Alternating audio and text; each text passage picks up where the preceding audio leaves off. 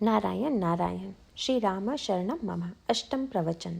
गोस्वामी तुलसीदास जी ने रामचरितमानस में मानस रोगों की तुलना आयुर्वेद की पद्धति से शरीर के रोगों के साथ करते हुए उनका जो स्वरूप प्रस्तुत किया है, उसी संदर्भ में पिछले प्रवचन में ममता रूपी दद्रु की चर्चा प्रारंभ की गई थी। समस्त मानस रोगों के प्रसंग में यह बड़ा विचित्र सा प्रतीत होता है कि अन्य जिन रोगों के नाम लिए गए हैं, वे सब मनुष्य के मन में आतंक और भय की सृष्टि करते हैं।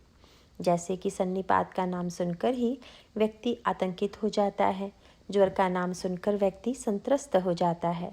जब राजयक्षमा का नाम लिया जाता है तो उसके द्वारा भी एक भीषण रोग की कल्पना होती है।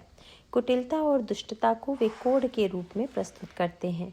तो ये सारे रोग मनुष्य के मन में भयानक आतंक की सृष्टि करते हैं, परंतु ममता की तुलना जिस रोग से की गई है वह ऐसा नहीं है जो व्यक्ति के मन में कोई बहुत बड़े आतंक या भय की सृष्टि करे।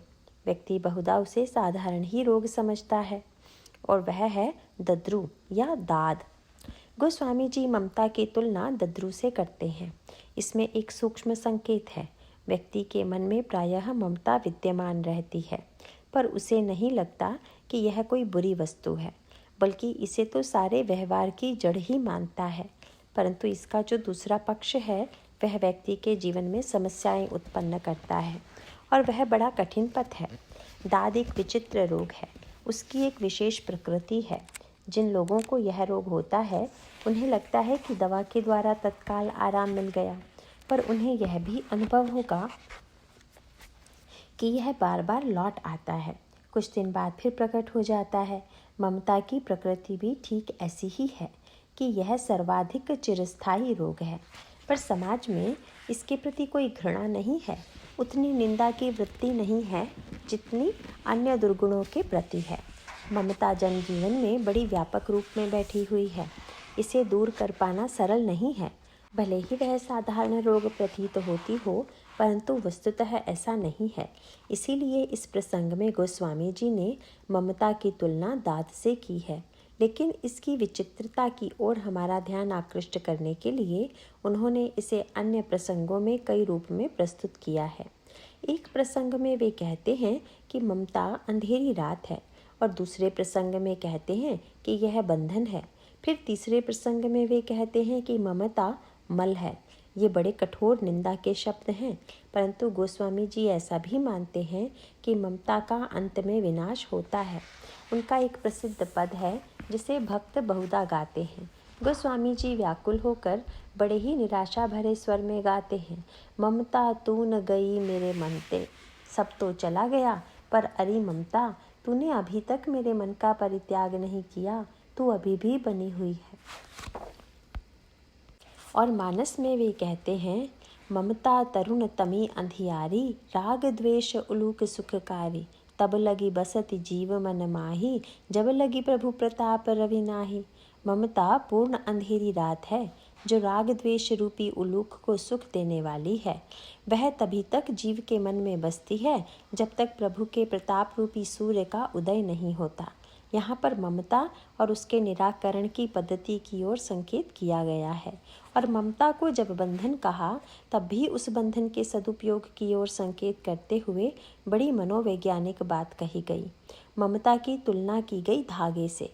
व्यक्ति के जीवन में यह एक विचित्र विडंबना है कि जैसे कि हम किसी व्यक्ति को रस्सी से बांध दें तो उस व्यक्ति के लिए छूटना कठिन है, लेकिन कोई पतला सा धागा लेकर किसी को बांधने की चेष्टा करे तो वह अपनी ओर से भले ही संतोष करे कि मैं इसे बांध रहा हूँ, परंतु धागे के बंधने पर क्या कभी कोई व्यक्ति रुका है? सुंदरकांड में विभीषण जी के प्रसंग में यह बात आती है कि हम लोगों की ममता धागों की तरह बिखरी हुई है, और उसके एक एक धागे में हम एक एक व्यक्ति को बांधने की चेष्टा कर रहे हैं। जिससे भी हम ममता करते हैं, हम चाहते हैं कि वह हमारे बंधन में पड़ा रहे, लेकिन परिणाम क्या होता है? स्पष्ट दिखाई देता है कि पुत्र को पिता बंधन में बांधना चाहता है, पति को पत्नी बंधन में बांधना चाहती है, पति पत्नी दोनों एक दूसरे को बंधन में बांधना चाहते हैं, पर ममता इतनी बिखरी हुई है कि व्यक्ति किसी को भी पूरी तरह से अपने वश में नहीं कर पाता और तब उसे बड़ी निराशा होती है। जिससे उसको ममता है उससे उसे हमेशा अपेक्षा रहती है कि वह उसकी इच्छानुसार चले, और जब वह उसकी इच्छानुसार नहीं चलता तो उसे बड़ा आघात लगता है, दुख होता है। इसीलिए सुंदरकांड में कहा गया कि ममता यदि रात्रि है तो इस अंधेरी रात्रि को दूर करने के लिए भगवान राम के प्रताप का रवि जब हृदय में उदित होता है और तब यह ममता रूपी अंधकार दूर होता है। ममता के इन दोनों रूपों का संकेत विभीषण के ही संदर्भ में किया गया है। विभीषण लंका से आए हुए हैं और यहाँ तात्पर्य यह है कि अब तक लंका में उन्हें बांध रखने वाला यदि कोई बंधन उनके जीवन में बचा था तो वह केवल ममता का बंधन ही था।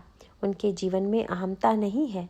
तीव्र अहम का अस्तित्व विभीषण के जीवन में कभी नहीं है, न कहीं पढ़ने में आता है न सुनने में, परंतु अहमता से मुक्त होने पर भी ममता के संस्कार उनमें विद्यमान हैं और उस ममता के संस्कार से जब तक वे मुक्त नहीं हुए तब तक भगवान की शरण में नहीं आए, और ममता से मुक्त होकर जैसे ही वे भगवान राम की शरण में आते हैं तो प्रभु उन्हें देखते ही पूछ बैठते हैं, कहू लंकेश सहित परिवारा, कुशल कुटारह बास तुम्हारा, खल मंडली बसहु दिनु राती, सखा धर्म निबहि केहि भांति। हे लंकेश, परिवार सहित अपनी कुशलता कहो, तुम्हारा निवास बुरी जगह पर है, दिन रात दुष्टों के बीच में रहते हो। मित्र, तुम्हारा धर्म कैसे निभता है? विभीषण ने बड़ा सार्थक उत्तर दिया। उन्होंने कहा, महाराज, यह प्रश्न भूतकाल के संदर्भ में है या वर्तमान के? यदि भूतकाल के संदर्भ में है तो फिर लंका में रहकर कुशलता की कल्पना करना ही व्यर्थ है। वहाँ भला कुशलता कैसी? कबीरदास जी से किसी ने पूछ दिया, कहिए कुशल तो है? तो उन्होंने फटकारते हुए कहा, यह व्यर्थ का प्रश्न और व्यर्थ का उत्तर है, बुद्धि की विडंबना मात्र है। दो व्यक्ति एक दूसरे से मिलते हैं और एक पूछता है, कहिए कुशल से तो हैं? सामने वाला व्यक्ति भी कह देता है, आपकी कृपा से या भगवान की कृपा से कुशल हूँ। कबीरदास जी कहते हैं, यह तो निरर्थक उत्तर है। इस संसार में भी भला कोई कुशल से रह सकता है? अरे भाई, कुशल कुशल ही के करत, जगत में बचा न कोय, माया मुई न मन मुआ, कुशल कहाँ ते होए। जब तक माया और मन दोनों विद्यमान हैं तब तक कुशलता कहाँ? विभीषण ने भी यही कहा कि महाराज, जहाँ तक भूतकाल का संबंध है वहाँ तक तो मेरे जीवन में कुशलता का प्रश्न ही नहीं है। लंका के दुर्गुणों, दुर्विचारों और काम, क्रोध, लोभ, मोह आदि दुर्वृत्तियों में भी व्यक्ति कुशल से होगा, ऐसी क्या कल्पना भी की जा सकती है? अरे, ऐसा तो कभी संभव ही नहीं है। उन्होंने कहा, लेकिन महाराज, अब यह स्थिति नहीं है। अब मैं कुशल हूँ। यह अंतर कैसे आ गया? अब मैं कुशल मिटे भय भारे, देखी राम पद कमल तुम्हारे। हे प्रभु, आपके चरण कमल का दर्शन कर अब मैं कुशल हूँ।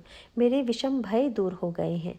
जब विभीषण का भगवान श्री राम से साक्षात्कार हुआ तब ममता के संदर्भ में उन्होंने दो बातें कहीं। प्रभु, अभी तक तो मैं लंका में था और ममता की अंधेरी रात ही मेरे अंतःकरण में विद्यमान थी। ममता की उस अंधेरी रात में मैं समझता तो यही था कि मैं देख रहा हूँ, पर वस्तुतः मैं वास्तविकता को देख नहीं पा रहा था। इसका अभिप्राय क्या है? लंका में रावण के द्वारा जो कार्य हो रहे थे वे तो सब मेरी आंखों के सामने ही हो रहे थे, या ये कहना चाहिए कि रावण के सारे कार्य मुझे दिखाई दे रहे थे। पर रावण के कार्य अगर मुझे सचमुच सही अर्थों में दिखाई दे रहे होते तो क्या इतने दिनों तक मैं लंका में रह पाता? इसका अर्थ तो यही है कि लंका में रहते हुए उस ममता की अंधेरी रात में राग की दृष्टि से देख रहा था। वह राग की दृष्टि थी। व्यक्ति जब राग की दृष्टि से देखता है तब उसे सत्य का साक्षात्कार नहीं होता, बल्कि इसकी प्रकृति उल्टी है। उलूक रात्रि में तो देखता है पर दिन में उसे कुछ भी दिखाई नहीं देता। जिस व्यक्ति को राग और द्वेष की दृष्टि से मोह की अंधेरी रात में ही दिखाई दे और ईश्वर का प्रकाश न दिखाई दे, तो इससे बढ़कर उसका दुर्भाग्य और क्या हो सकता है। पर विभीषण जी ने कहा कि उस ममता की अंधेरी रात्रि में अब आपके प्रताप का रवि मेरे अंतःकरण में उदित हो गया है। इसका परिणाम यह हुआ कि अब मेरे अंतःकरण में ममता की अंधेरी रात मिट गई है और मैं आपके चरणों में आ सका हूँ। अब मोह और ममता की अंधेरी रात में निद्रा मग्न नहीं हूँ। अब भगवान राम ममता के उस पक्ष की ओर संकेत करते हैं जहाँ पर ममता बंधन का रूप लिए हुए है। विभीषण ने तो ममता को अंधेरी रात के रूप में प्रस्तुत किया, पर भगवान राम ममता की व्याख्या करते हुए कहते हैं कि विभीषण, मेरी दृष्टि में ममता पतले धागों की तरह है और ये पतले धागे बिखरे हुए हैं। वास्तव में ममता को इतनी हेय दृष्टि से देखने की आवश्यकता नहीं है। व्यक्ति इस ममता का सदुपयोग कर सकता है। भगवान राम ने बड़ी मनोवैज्ञानिक बात कही। यदि व्यक्ति से यह कह दिया जाए कि तुम ममता शून्य हो जाओ, तब तो उसका अंतःकरण नीरस हो जाएगा, क्योंकि व्यक्ति में रस लेने की जो प्रकृति है वह तो ममता से जुड़ी हुई है। ममता की इसी प्रवृत्ति को, इन सब बिखरे हुए धागों को अगर एक साथ एकत्र कर दिया जाए तो वे ही धागे रस्सी के रूप में परिणत हो जाएंगे। और तब उस रस्सी से किसे बांधेंगे? भगवान राम बड़े उदार हैं। यदि वे कहते कि फिर उस रस्सी से चाहे जिसको बांधो तो और बात थी, पर उन्होंने दूसरों को बांधने की बात नहीं कही। वे कहते हैं कि रस्सी से तुम चाहो तो मुझे भी बांध सकते हो। अपने बंधने का उपाय भगवान स्वयं बता दे रहे हैं। जननी जनक बंधु सुत दारा, तनु धनु भवन सुहृद परिवारा, सब कई ममता ताग बटोरी, मम पदम नहीं बांध बरी डोरी। माता पिता भाई पुत्र स्त्री धन शरीर घर मित्र परिवार, इन सब के प्रति ममता के धागों को मिलाने से जो रस्सी बने उसे मेरे चरणों में बांध दो। इसका परिणाम क्या होगा? भगवान कहते हैं कि मैं तुम्हारे ममता के बंधन में बंध जाऊंगा। इसका अभिप्राय यह है कि मेरे पिता, मेरा पुत्र, मेरा भाई, मेरा परिवार, मेरी वस्तुएं, ये सब ममता के धागे बिखरे हुए हैं। अब सब जगह से ममता हट गई तो बचा क्या? भक्त कवि दादू का एक बड़ा मधुर वाक्य है। उन्होंने भगवान से कहा, महाराज, तन भी तेरा, यह शरीर भी मेरा नहीं है, मन भी तेरा, तेरा पिंड प्राण, तन मन प्राण, यह सब आपका ही है। तो भगवान ने कहा, यह तो तुम्हारी बड़ी उदारता है, अपने लिए कुछ तो रख लिया होता। तो दादू जी ने कहा, महाराज, मैं उदार बिल्कुल नहीं हूँ, अपने लिए भी एक बचा लिया है, उस एक को छोड़कर बाकी सब आपका है। दादू कहते हैं, तन भी तेरा, मन भी तेरा, तेरा पिंड प्राण, सब कुछ तेरा, तू है मेरा, यह दादू का ज्ञान। जो कुछ भी मेरा था वह सब आपका है, परंतु आप मेरे हैं। बस यही ममत्व की सार्थकता है। यही ईश्वर को अपनी ममता की डोर से बांध लेना। अन्य जिन लोगों को हम अपनी ममता की डोर से बांधना चाहते हैं वे भागने की चेष्टा करते हैं, लेकिन ईश्वर तो इतने उदार हैं कि वे स्वयं बंध जाने के लिए प्रस्तुत हो जाते हैं। कहते हैं, उपाय मैं स्वयं बता दे रहा हूँ, तुम मुझे बांध क्यों नहीं लेते? इस प्रकार रामायण के विभिन्न प्रसंगों में ममता के विविध पक्षों की ओर इंगित किया गया है। गोस्वामी जी ने ज्ञानदीप के प्रसंग में ममता को मल बताते हुए इसकी बड़ी सूक्ष्म व्याख्या की है। ज्ञानदीप प्रसंग बुद्धि को शुद्ध करने की साधना का एक काव्यमय रूपक है।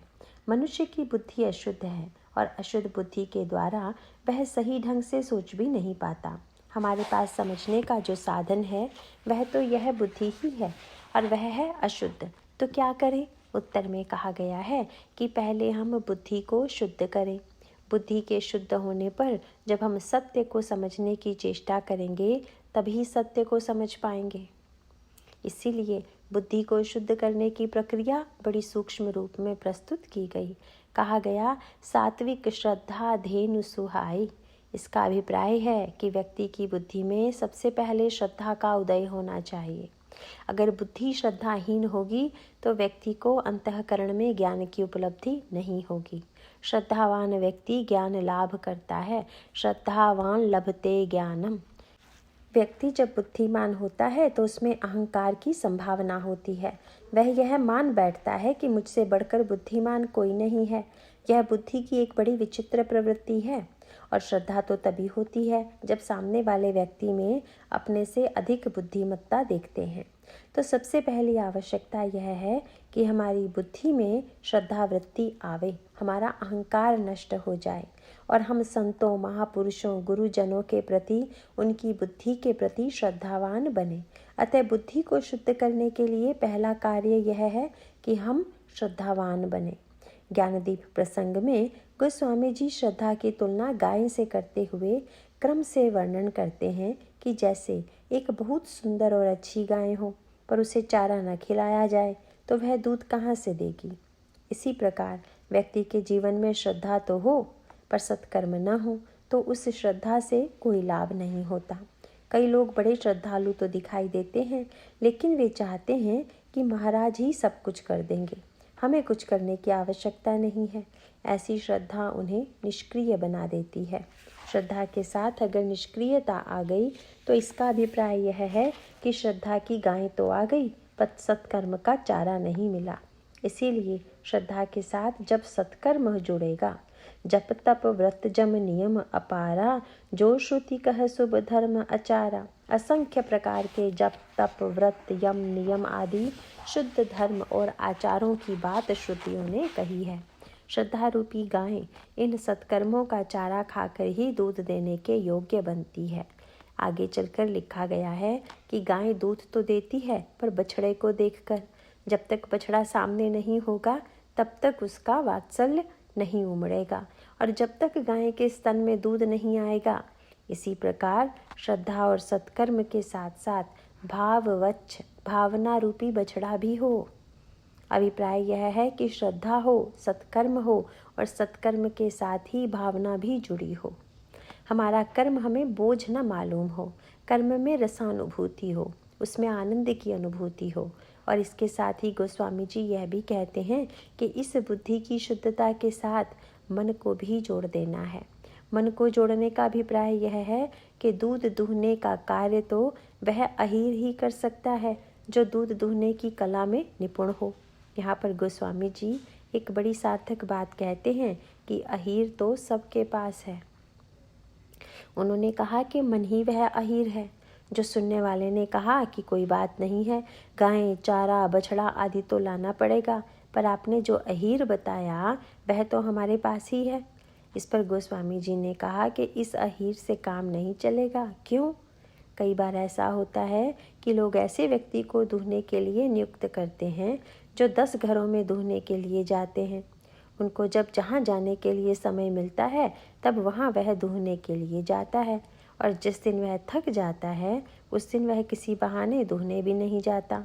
इसीलिए दूहने वाला अगर 10 घरों में जाने वाला हो तो वह गाय को ठीक से दूह नहीं पाएगा, समय पर नहीं दूह पाएगा। इसीलिए दूहने वाला ऐसा होना चाहिए जो एक ही घर में दूहे।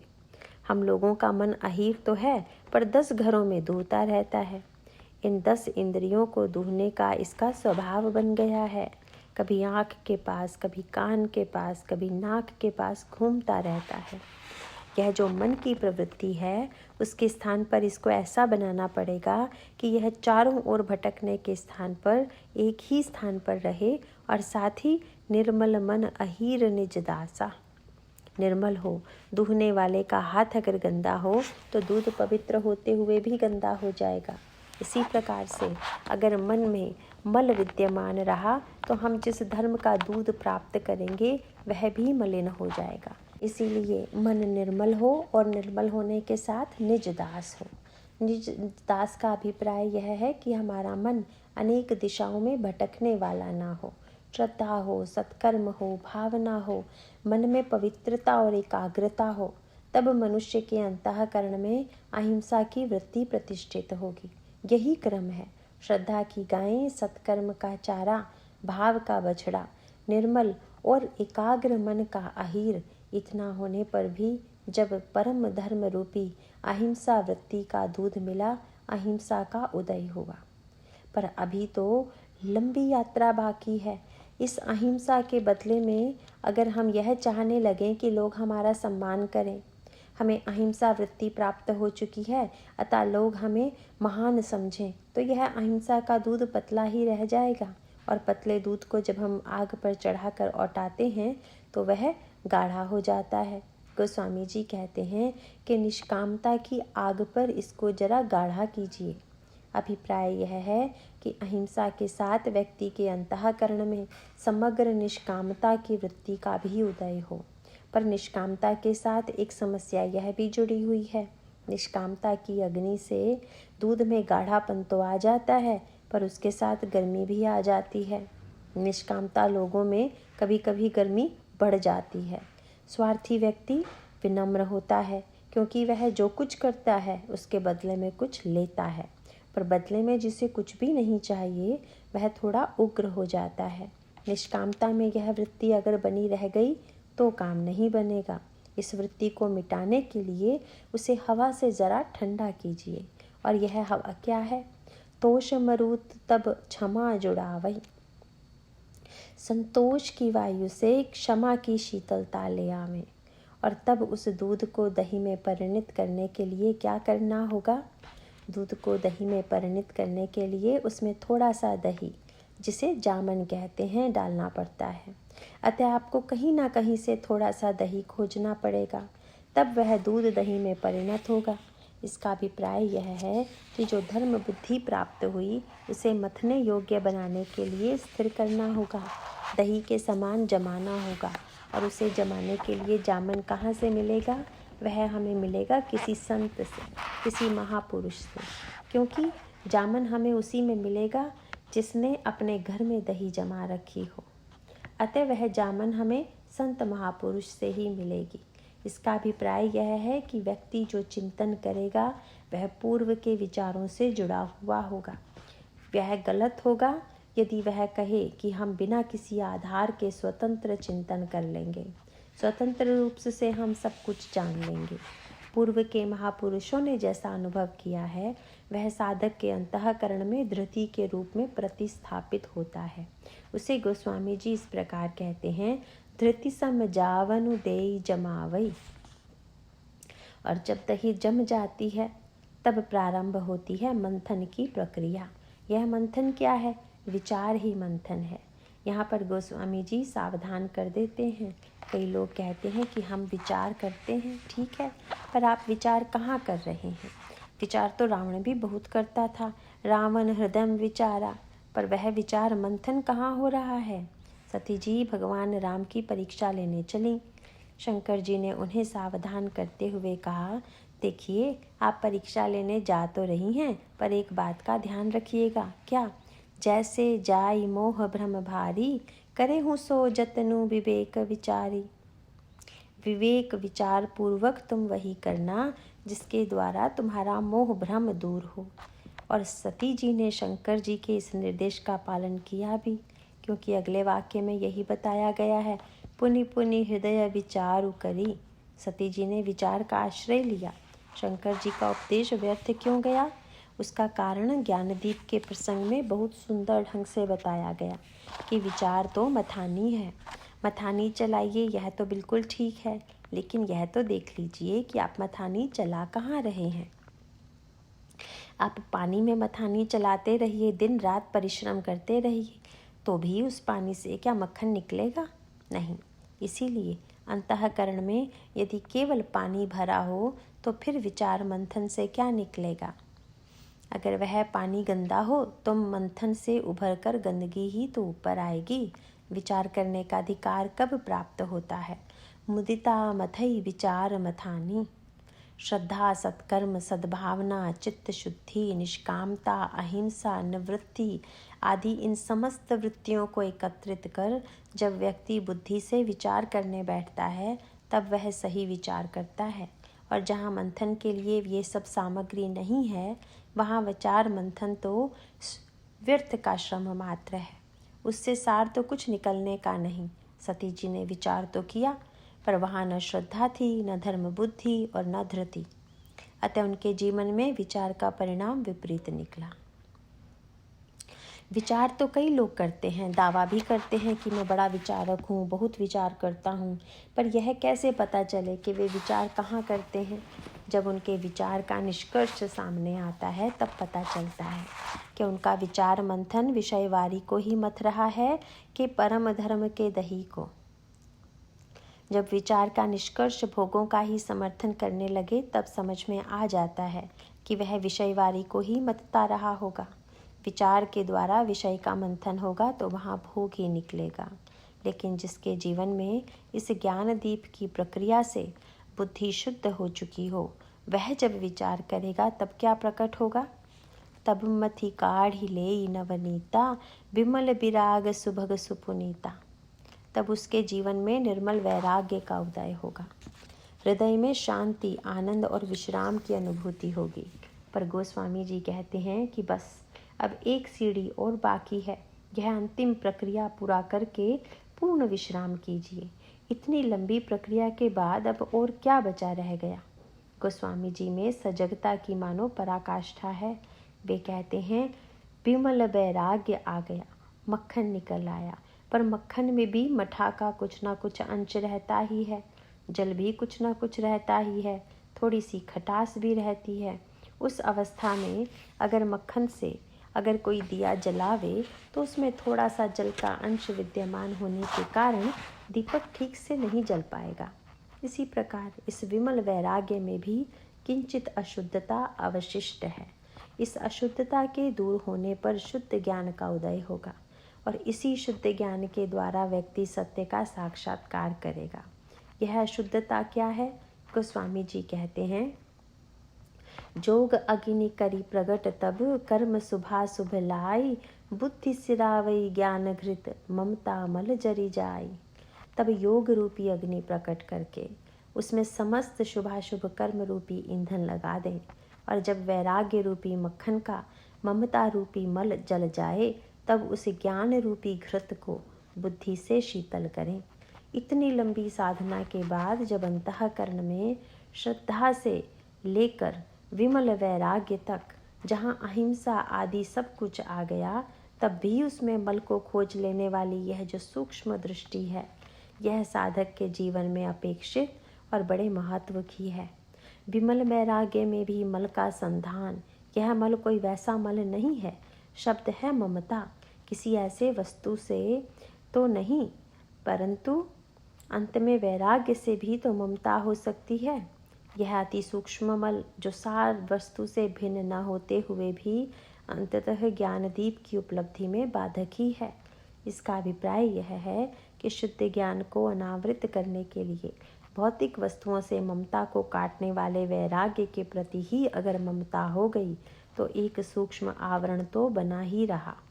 यद्यपि यह एक अत्यंत उच्च अवस्था या एक प्रकार से समाधि की अवस्था है, पर वहाँ भी ममता का संस्कार एक सूक्ष्म पारदर्शी आवरण बना हुआ है।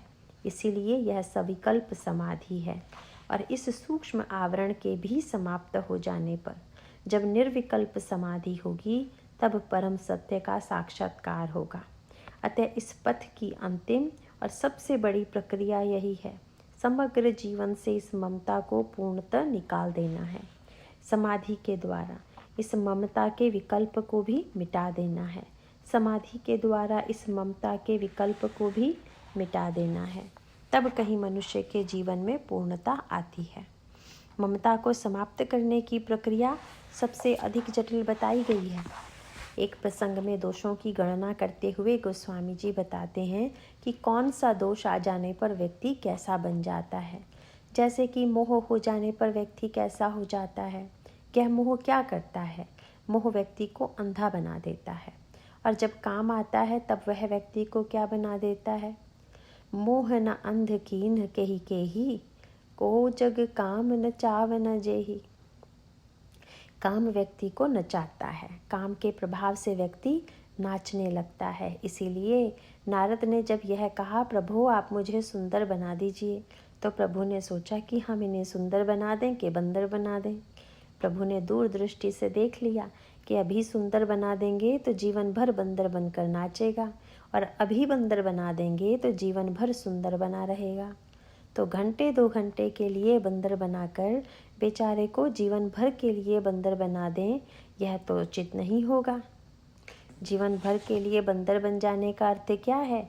गोस्वामी जी कहते हैं, को जग काम न चाव न जेही। संसार में ऐसा कौन है जिसे काम ने न नचाया हो। और व्यंग करते हुए वे कली धर्म के प्रसंग में कहते हैं, नारी बिबस नर सकल गुसाई, नाचही नट मरकट की नाई। सभी मनुष्य नारियों के वश में हैं और मदारी के बंदर की भांति स्त्रियों के इशारों पर नाचते हैं।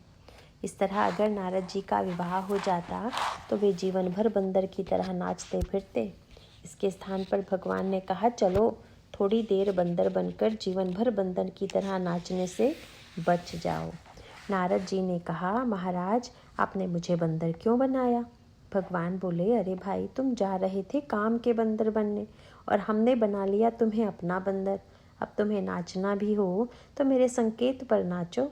और भक्ति का तो लक्षण ही यही है कि भक्त भगवान के संकेत पर नाचे। इस प्रकार मोह व्यक्ति को अंधा कर देता है और काम व्यक्ति को नचाता है। इसके बाद वे कहते हैं, तृष्णाम के ही नकीन बौराहा, के ही कर हृदय क्रोध नहीं दाहा। तृष्णा ने किसे मतवाला नहीं बनाया और क्रोध ने किसका हृदय नहीं जलाया। इस प्रकार बड़ी लंबी सूची दी गई है। अभी तो हम इन सब की अलग अलग व्याख्या नहीं कर पाएंगे। इसके बाद है, ज्ञानी तापस सूर कवि कोविद गुण आगार, केही कई लोभ विडम्बना कीन्ह न एहि संसार। संसार में ऐसा कौन ज्ञानी तपस्वी शूरवीर कवि विद्वान और गुणी है जिसकी लोभ ने विडम्बना न की हो। यह लोभ की विडम्बना बड़े से बड़े गुणवान व्यक्ति का भी पीछा नहीं छोड़ती। व्यक्ति लोभ की विडम्बना में पड़ा हुआ है। गोस्वामी जी के नाम पर एक बड़ा प्रसिद्ध छंद है। उनसे पूछा गया कि महाराज, वेदशास्त्र के अध्ययन से व्यक्ति शांति पा सकता है या नहीं? तो इसके उत्तर में उन्होंने लोभ पर व्यंग करते हुए कहा, वेद पुराण अनेक पढ़े, बिगड़े सब पेट उपायन में, निशिभोर मुत चहु और फिरत, नित बातन की चतुरायन में। दिन रात खुशामद पाजिन की, अपनी परलोक नसायन में, तुलसी न कहूँ आराम लख्यो, आराम है राम के पायन में। यह है लोभ की विडंबना। और इस प्रसंग में भी आगे चलकर सन्निपात की चर्चा की गई है, पर यह सन्निपात त्रिदोष जन्य सन्निपात से भिन्न है। यह त्रिगुण जन्य है। गुणकृत सन्निपात नहीं केही, कौ न मान मद तजेउ निबेही। सत्व रजस और तमस इन तीन गुणों के फलस्वरूप सन्निपात किसे नहीं हुआ। और मानस रोग के प्रसंग में काम वात कफ लोभ अपारा, क्रोध पित्त नित छाती जारा, प्रीति करई जो तीनों भाई, उपजई सन्निपात दुखदाई। यह त्रिदोष जन्य सन्निपात है। इन दोनों सन्निपातों में अंतर है, बड़ा सूक्ष्म संकेत किया गया है। रावण के जीवन में भी सन्निपात हुआ है और नारद के जीवन में भी। रावण के जीवन में सन्निपात हुआ है काम क्रोध लोभ से ग्रस्त होने के कारण, और नारद के जीवन में काम क्रोध लोभ को जीत लेने के कारण। सन्निपात ऐसे भी होता है। यह एक बड़ी विचित्र विडंबना है। इसीलिए इसको गुणकृत सन्निपात कहकर इसकी व्याख्या की गई है। और इसी प्रसंग में गोस्वामी जी ने ममता को बड़े भयावह रूप में देखा और इसके लिए शब्द भी बड़ा भयानक चुना। यह मानसिक दुर्बलताओं के साथ जुड़कर कितना भयंकर परिणाम उत्पन्न करती है, इसकी चर्चा करते हुए वे कहते हैं, ममता कही कर जस न नसावा। संसार में ऐसा कौन व्यक्ति है जिसके जीवन में ममता आकर उसके यश को नष्ट न कर देती हो, उस पर कलंक न लगा देती हो। यह ममता व्यक्ति के जीवन को कलंकित कर देती है। इस संदर्भ में अगर आप मानस के सारे चरित्रों पर, समस्त पात्रों पर विचार करें और मानस ही क्यों, महाभारत के पात्रों को भी लें, तो उन्हें हम और आप अपने वर्तमान जीवन के निकट पाएंगे। और हमें स्पष्ट दिखाई देगा कि जब हमारे अंतर्मन में ममता का उदय होता है, तब हम ऐसे गलत ढंग से पक्षपात करने लगते हैं कि हमारी सारी विचारशीलता, सारी गुणज्ञता व्यर्थ हो जाती है। और इस ममता तथा इसके द्वारा जनित पक्षपात के कारण हम श्रेष्ठ व्यक्ति के प्रति आदर दृष्टि नहीं रख पाते। ममता की इस भयंकरता को अगर हम और अधिक स्पष्ट रूप से देखना चाहें तो रामायण और महाभारत के दो ऐसे पात्र हैं जो बड़े यशस्वी थे, परंतु ममता के कारण उनका यश नष्ट हो गया। रामायण से कैकेयी जी और महाभारत से गांधारी के चरित्र को लें। कैकेयी जी के जीवन में क्या समस्या है? गोस्वामी जी ने एक बड़ी विचित्र बात लिखी है। लंका विजय के पश्चात जब भगवान श्री राम अयोध्या लौटे तो वे सबसे पहले कैकेयी जी के भवन में ही गए। प्रभु जानी कैकेयी लजानी, प्रथमता सुग्रह गए भवानी, ताहि प्रबोधि बहुत सुख दीन्हा, पुनि निज भवन गवन हरि कीन्हा। भगवान शंकर बोले, हे भवानी, प्रभु ने जान लिया कि माता कैकेयी लज्जित हो गई हैं, इसीलिए वे पहले उन्हीं के महल में गए और उन्हें समझा बुझा कर बहुत सुख दिया, फिर अपने महल को गए। राम राज्य बन गया, लेकिन गोस्वामी जी गीतावली में एक बड़ी अद्भुत बात लिखते हैं कि कैकेयी जब तक जीवित रहीं तब तक भरत जी ने कभी भी उनको माँ कहकर नहीं पुकारा। पढ़कर बड़ा आश्चर्य होता है। कैकेयी जी ने श्री राम को पा लिया, उन्होंने राम राज्य में सहयोग दिया। भगवान राम ने कैकेयी जी की प्रशंसा की है।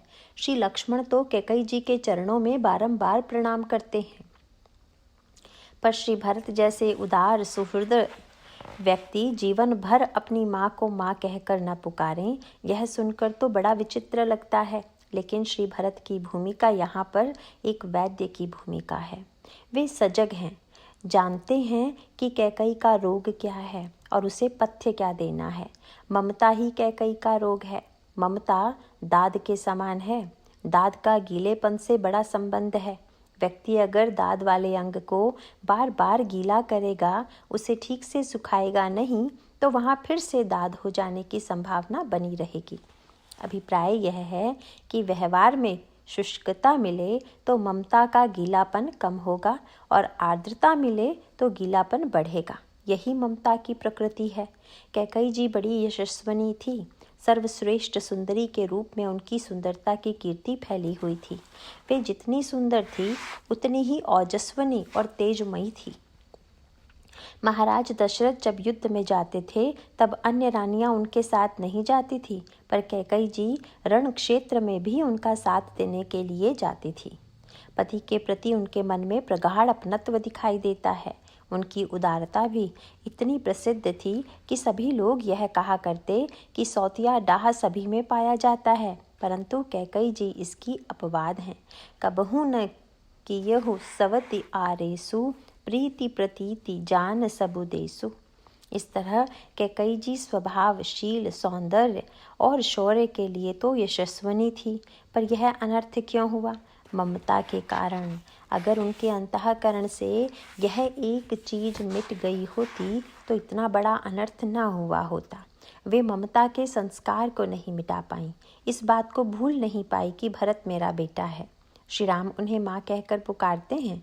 वे अपनी माँ से भी अधिक सम्मान कैकेयी को देते हैं, पर इतना होते हुए भी कैकेयी जी सोचती हैं कि अभी तो राम मेरे नकली बेटे हैं, अगले जन्म में हों तो हों, और अगले जन्म में भी कब होंगे?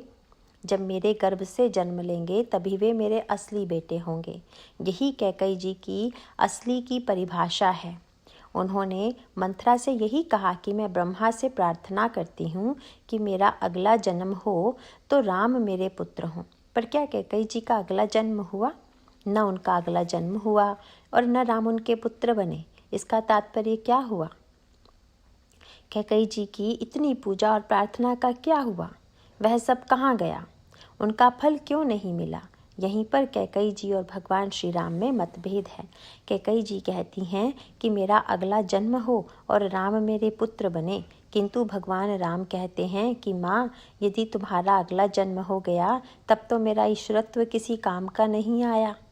मेरे ईश्वरत्व से सबको संसार से मुक्ति मिल जाए और तुम्हें न मिले तो यह तो मेरे लिए कलंक की बात होगी। और तुम यह जो कहती हो कि अगले जन्म में राम मेरा बेटा बने, तुम्हारा इतना स्नेह और मैं तुम्हें इतने दिनों तक प्रतीक्षा कराऊं, अगले जन्म में तुम्हारा बेटा बनूं तो तुम्हारी पूजा की क्या सार्थकता रह जाएगी? मुक्ति न मिले तो मेरी सार्थकता नहीं और तत्काल फल न मिले तो तुम्हारी पूजा की सार्थकता नहीं। भगवान राम यह चाहते हैं कि कैकेयी जी यह समझ लें कि मैं उनका ही पुत्र हूँ। पर कैकई जी यह समझ नहीं पा रही हैं। शरीर को केंद्र मानकर विचार करने के कारण उन्होंने यह मान लिया है कि राम मेरा बेटा नहीं है। वह जो मुझे माँ कहकर पुकारता है वह तो एक भाव का नाता है। उसका जन्म मेरे गर्भ से नहीं हुआ है, मेरे गर्भ से भरत का जन्म हुआ है। इसीलिए भरत ही मेरा वास्तविक पुत्र है, राम नहीं। कभी कभी भाव राज्य की सत्यता और मिथ्यात्व की बात उठती है। भक्तों को भाव राज्य में जो अनेक अनुभूतियाँ होती हैं उसे लोग मन की कल्पना कहते हैं। उनकी मान्यता है कि जो वस्तु सबको आँखों से दिखाई नहीं देती वह वास्तविक नहीं हो सकती। शरीर सत्य है, भाव कल्पित है, पर भक्ति शास्त्र की मान्यता है कि शरीर की तो एक सीमा है और उसकी दृष्टि सामर्थ्य भी सीमित है, पर भाव असीम है और असीम के राज्य में तो भाव ही सत्य है। इसीलिए भगवान राम ने कैकई जी को उसी जन्म में माँ कहकर पुकारा और अंततः कैकई जी को स्वीकार करना ही पड़ा कि हाँ, अब मेरा भ्रम दूर हो गया। जिस समय कैकई जी ने भगवान राम को बुलाकर कहा कि राम, मैंने तुम्हारे पिता से 2 वरदान मांगे हैं, क्या तुम उन वरदानों को पूरा कर सकोगे? भगवान राम ने पूछा, माँ तुमने क्या वरदान मांगा है? तो उन्होंने कहा, एक तो यह कि मेरा पुत्र भरत राजा हो और दूसरा यह कि तुम 14 वर्ष के लिए वन जाओ। भगवान श्री राघवेंद्र ने कैकई जी के चरणों को पकड़ लिया और गदगद कंठ से बोले, सुनु जननी। कैकई को उन्होंने जननी कहा। भगवान श्री राम का अभिप्राय क्या था? मानो वे ये कहना चाहते हैं कि माँ, अगले जन्म में क्यों, लो मैं तो अभी से तुम्हारा पुत्र बन गया, मेरी जननी तुम ही हो। कैकई कह सकती हैं कि नहीं नहीं, मेरा पुत्र तो भरत है। भगवान राम ने कहा कि वह तो तब पता चलेगा जब भरत लौट कर आएंगे। तुम्हें जो यह भ्रम हो गया है कि तुम भरत की जननी हो, वह भरत के आने पर दूर हो जाएगा और तुम जान लोगी कि वास्तव में तुम भरत की जननी हो या मेरी। और सचमुच श्री भरत की महानता यही है कि उन्होंने कैकई जी की दुर्बलता को दूर करने के लिए एक सद्वैद्य की भूमिका का पूरा निर्वाह किया। भगवान राम कैकई जी को जननी कहकर सावधान करते हैं। उन्हें माँ कहकर नहीं, अपितु जननी कहकर पुकारा। साधारणतया लोग समझते हैं कि माँ और जननी पर्यायवाची शब्द हैं, पर पर्यायवाची शब्दों के भी भावनात्मक अर्थों में भेद रहता है। किसी भी महिला को जिसके प्रति आपके मन में आदर बुद्धि है, आप माँ कहकर पुकार सकते हैं, पर जननी सबको नहीं कह सकते।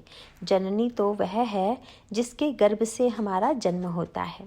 भगवान राम ने कैकई से कहा कि तुम तो मेरी जननी हो, और वे बार बार कह रहे हैं, सुनु जननी सोई सुत बड़ भागी, जो पितु मातु वचन अनुरागी, तनय मातु पितु तोष निहारा, दुर्लभ जननी सकल संसारा, मुनिगण मिलनु विशेषि बन, सब ही भांति हित मोर, तेहि मह पितु आयसु बहुरी, सम्मत जननी तोर।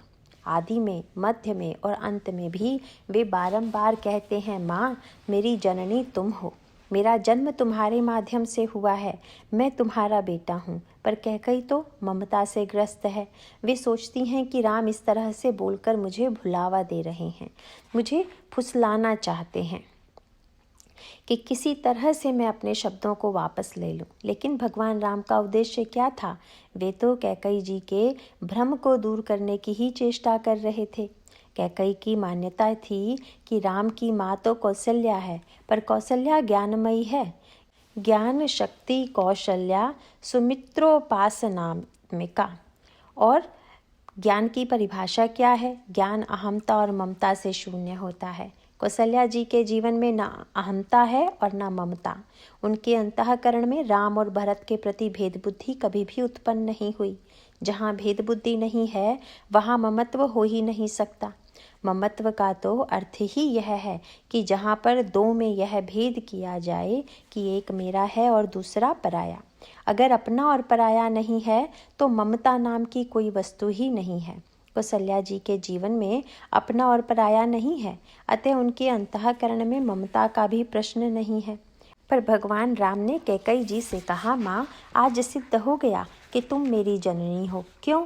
भगवान राम का तात्पर्य यह है कि बालक जब बोलने लगता है तब तो उसकी भाषा को प्रत्येक व्यक्ति समझ लेता है कि बालक क्या कह रहा है, पर बालक जब बिल्कुल नहीं बोल पाता तब उसकी इच्छाओं और आवश्यकताओं की पूर्ति कौन करता है? उस न बोलने वाले बालक की भाषा को तो उसे गर्भ में धारण करने वाली माँ ही समझती है। वह माँ के गर्भ में रहकर भी माँ के द्वारा अपनी आवश्यकताओं को पूरा कराता रहा और जन्म के बाद भी जब तक उसके पास भाषा नहीं है तब तक वह माँ पर ही आश्रित है। माँ उसकी प्रत्येक भाषा को समझ लेती है। भगवान राम ने कैकेयी जी से कहा, माँ तुम मेरी जननी हो, इसका स्पष्ट प्रमाण आज मुझे मिल गया। क्या? मेरे मन में एक विचार आया, पर डर के मारे मैं बोल नहीं पा रहा था और पूरी अयोध्या में कोई समझ नहीं पाया। केवल तुमने समझा। तुम मेरी जननी न होती तो मेरे मन की बात को कैसे जान लेती? भगवान राम का संकेत यह है कि कल ही जब गुरुजी ने कहा कि तुम्हें अयोध्या का राज्य मिलेगा तो मैं दुखी हो गया और सोचने लगा कि बिमल बंस यहु अनुचित एकु बंधु बिहाई बढ़ही अभिषेकु।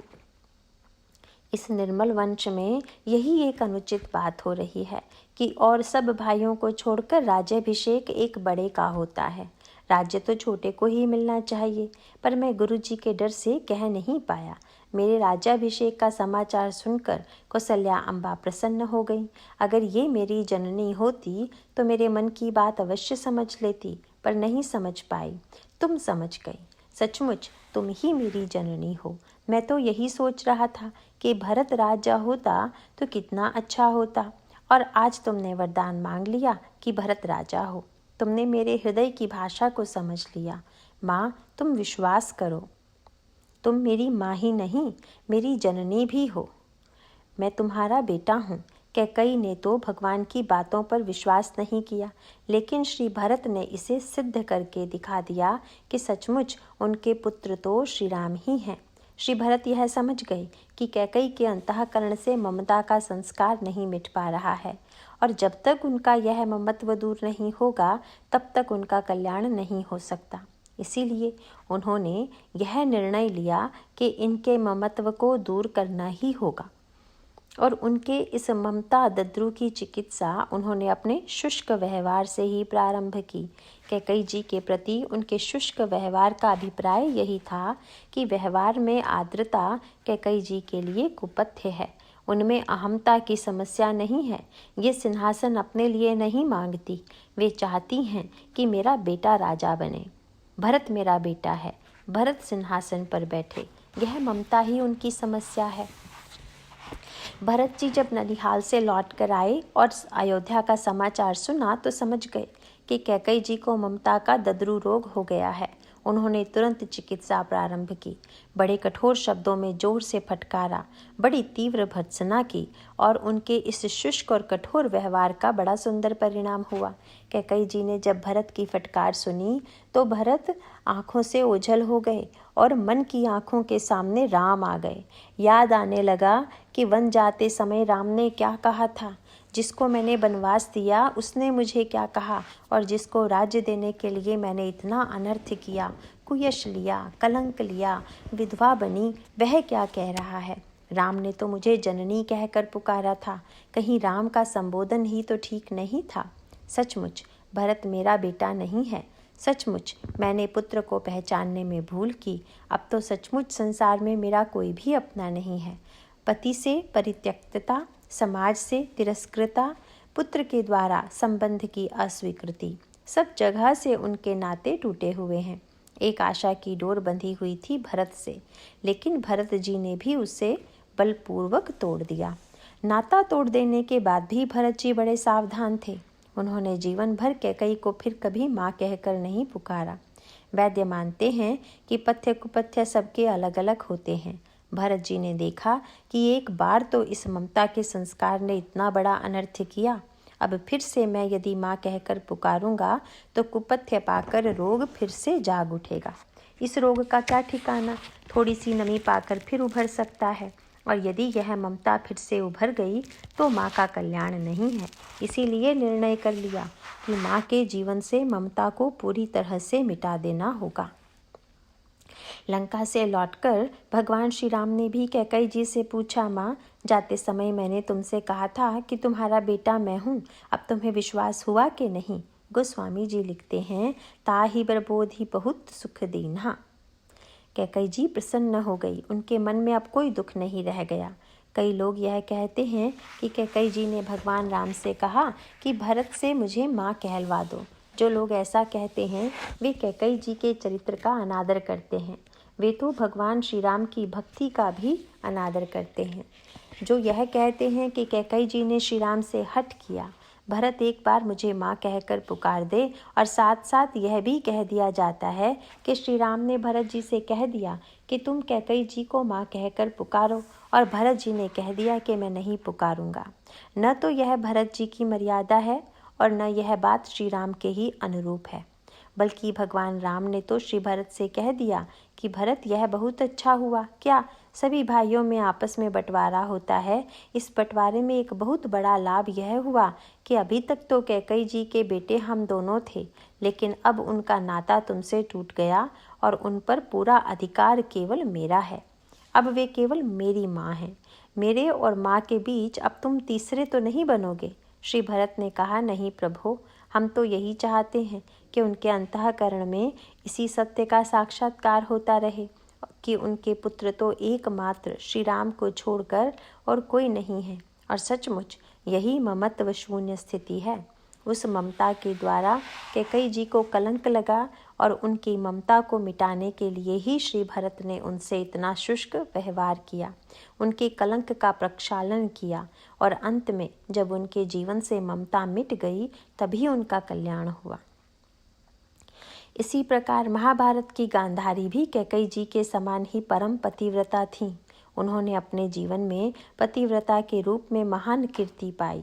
उनका विवाह अंधे धृतराष्ट्र के साथ हुआ, लेकिन जब उन्होंने देखा कि मेरे पति के पास दृष्टि नहीं है तो उन्होंने भी अपनी आँखों पर पट्टी बांध ली। नेत्र से बढ़कर और कौन सी वस्तु होगी, पर स्वयं के नेत्र होते हुए भी उन्होंने अपने नेत्रों पर पट्टी बांध ली। उनका अभिप्राय यह था कि अगर पतिदेव संसार को नहीं देख पाते तो मैं भी नहीं देखूंगी। दृष्टि होते हुए भी उन्होंने देखना बंद कर दिया। सारे संसार में उनकी कीर्ति फैल गई, उनके पातिव्रत की महिमा फैल गई। लेकिन ममता कही कर जस न नसावा, ममता ने किसके यश को धूमल नहीं किया। जब गांधारी ने दुर्योधन को बुलाया और कहा, पुत्र, मैंने निर्णय लिया है कि कुछ समय के लिए मैं अपनी आँखों की पट्टी खोलूंगी। दुर्योधन ने पूछा, क्यों खोलेंगी? क्या उद्देश्य है आपका? गांधारी ने कहा, मैं पतिव्रता हूँ। आज तक अपनी दृष्टि से मैंने संसार को नहीं देखा। जो ही पट्टी खोलकर मैं तुम्हें देखूंगी, तुम्हारा सारा शरीर वज्र का हो जाएगा, और तब भीम तुम्हें नहीं मार सकेगा, तुम्हारी मृत्यु नहीं होगी। फिर देखें पांडव तुम्हें कैसे जीत पाते हैं। दुर्योधन तो सुनकर फूला नहीं समाया, प्रसन्न हो गया। यह समाचार जब गुप्तचरों के द्वारा पांडवों के पास पहुंचा तो वे निराश हो गए। वे पातिव्रत की शक्ति से परिचित थे, सोचने लगे कि अब तो लड़ाई में हार अवश्यंभावी है। भीम भी निराश हो गए और अर्जुन भी। युधिष्ठिर भी घबरा गए। एकमात्र श्री कृष्ण ही थे जो सुनकर मुस्कुराने लगे। श्री कृष्ण ने मुस्कुराते हुए देखकर पांडव बोले, महाराज, हम लोग तो इतने घबराए हुए हैं और आप मुस्कुरा रहे हैं। क्या आपने नहीं सुना कि गांधारी जैसी पतिव्रता अपनी आँखों की पट्टी हटा रही हैं? श्री कृष्ण बोले, पट्टी हटा नहीं रही है, चढ़ा रही है। अभी तक पट्टी केवल कपड़े की थी और अब उन्होंने ममता की पट्टी चढ़ाने का निर्णय लिया है। यह कपड़े की पट्टी तो हट जाएगी, पर इस ममता की पट्टी से वह पूरी तरह अंधी हो जाएंगी। इसीलिए तुम लोग निश्चिंत रहो। वस्तुतः न देखने की स्थिति में तो वह अब आई है। भगवान श्री कृष्ण का अभिप्राय यह था कि गांधारी जानती हैं कि श्री कृष्ण ईश्वर हैं, और स्वयं ईश्वर अगर किसी का विनाश करना चाहता हो तो क्या उसे कोई बचा सकता है? गांधारी उसे अमर बनाने की चेष्टा कर रही हैं जो मरण धर्मा है। उनकी यह धारणा कितनी हास्यास्पद है। जो मरण धर्मा है उनके साथ अपने आप को मिटाया तो जा सकता है, पर उसे कोई अमर कैसे बना देगा? और जब स्वयं ईश्वर ही जिसे मारने पर तुला हो तो ऐसी स्थिति में भला उसकी रक्षा कौन कर सकता है?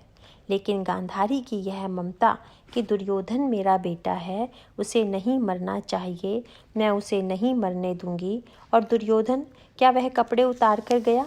उसे तो दूसरों का कपड़ा उतारना ही आता है, अपना कपड़ा उतारना उसे नहीं आता। कपड़े उतार कर चले तो बीच में नारद जी मिल गए। नारद जी ने पूछा, अरे अरे यह क्या, कहाँ जा रहे हो? लज्जा के मारे बेचारा दुर्योधन बैठ गया। तब नारद जी ने कहा कि मेरे सामने जब तुम्हें इस तरह से लज्जा आ रही है तो गांधारी के सामने कैसा लगेगा? इसीलिए ऐसा करो, कमर में एक छोटा सा कपड़ा लपेट लो। दुर्योधन को नारद जी की सलाह अच्छी लगी। कमर में वस्त्र लपेटकर वह गांधारी के सामने पहुंच गया। पतिव्रता गांधारी ने अपनी आंखों की पट्टी हटाई।